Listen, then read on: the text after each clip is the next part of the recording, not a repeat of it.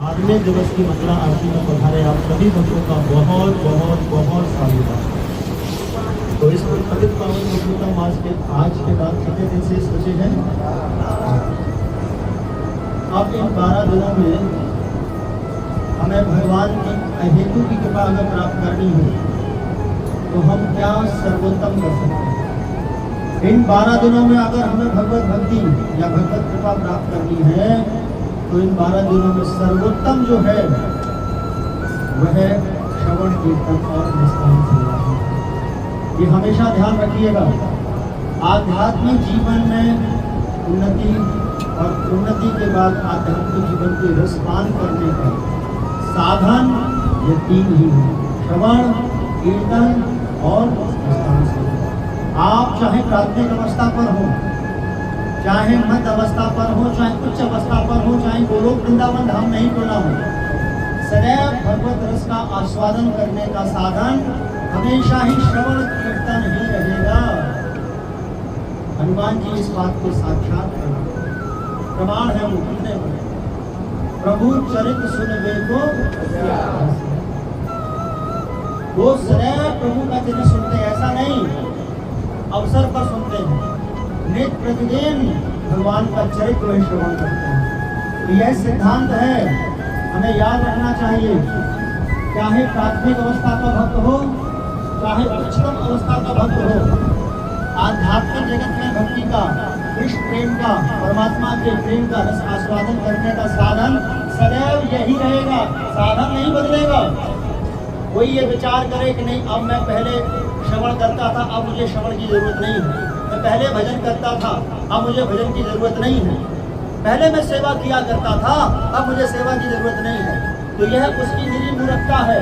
अगर उसे रस का आस्वादन करना है, आध्यात्मिक जगत के रस का आस्वादन करना है, भक्ति के रस का आस्वादन करना है, परम आनंद सुख का आस्वादन करना है, तो प्राथमिक, मध्य और अंत अवस्था तक साधन यही रहेगा: श्रवण, कीर्तन और निष्काम सेवा।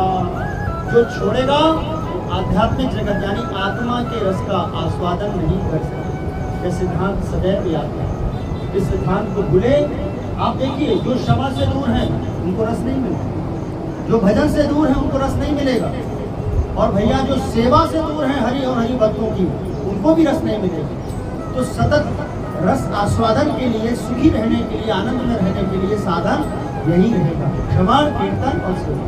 यह सिद्धांत ध्यान। अब देखिए कलिकाल ने क्या किया है।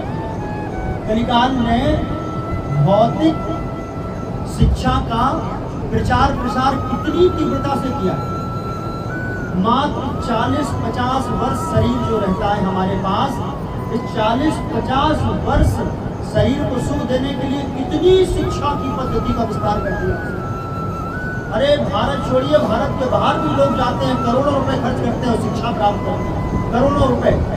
और देखिए भगवान की अहेतु की कृपा, शाश्वत आत्मा के लिए आध्यात्मिक शिक्षा निःशुल्क निःशुल्क निःशुल्क। और आध्यात्मिक शिक्षा का लाभ कब तक ले सकते हैं? सदा। लेकिन कलिकाल के प्रभाव में मन आध्यात्मिक शिक्षा के प्रति कितना नीरस है, और ना ही उसका प्रचार प्रसार होने देता है। कोई सुन भी ले तो समझने नहीं देता है, समझ ले तो स्वीकार नहीं करने देता।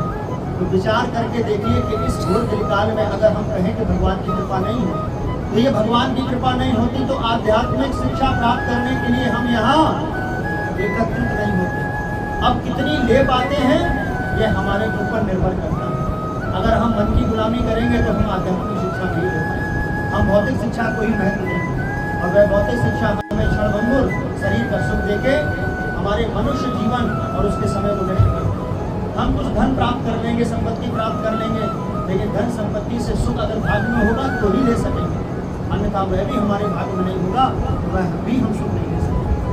आप सब ये याद रखिए, भौतिक शिक्षा महत्वपूर्ण है या आध्यात्मिक शिक्षा? लेकिन हम मूर्खों के समाज में रह रहे हैं। किसके समाज में? और मूर्खों से हम आकर्षित हैं।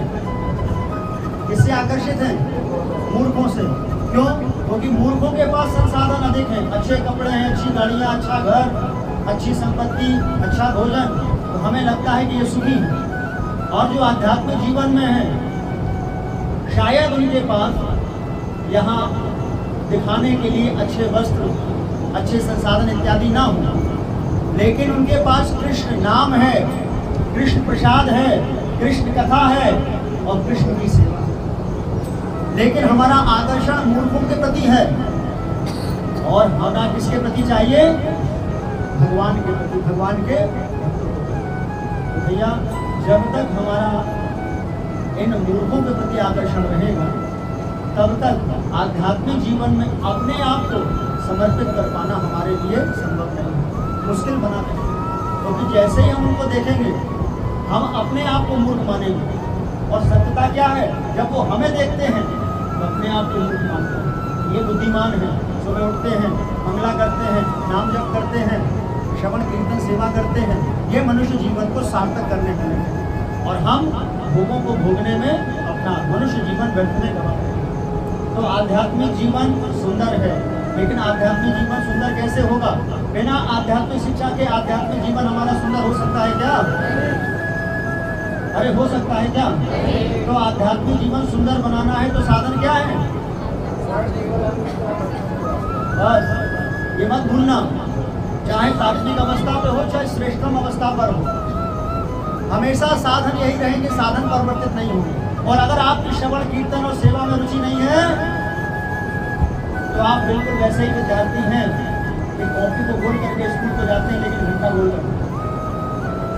वहाँ पढ़ाए जा रहे लेक्चरों को सुन तो लेते हैं और समझिए बिना बाहर निकल आते हैं। तो आध्यात्मिक जीवन में भी हमारी स्थिति, हम रस आस्वादन नहीं कर पाएंगे, अंतःकरण में संसार का ही रस भरा पड़ा रहेगा, उसको ही हम आस्वादन करेंगे। ठीक है, आप सब समझने का प्रयास करेंगे, जिसमें आपको अपनी भलाई लगे उस मार्ग को स्वीकार कीजिए। लेकिन अगर भलाई आपको वास्तव में जानी है तो श्रवण कीर्तन अच्छे से कीजिए, तभी आप भलाई जान सकते हैं आपकी किसी। हरे कृष्ण, हरे कृष्ण। पिता बहुत प्रेमान्वित।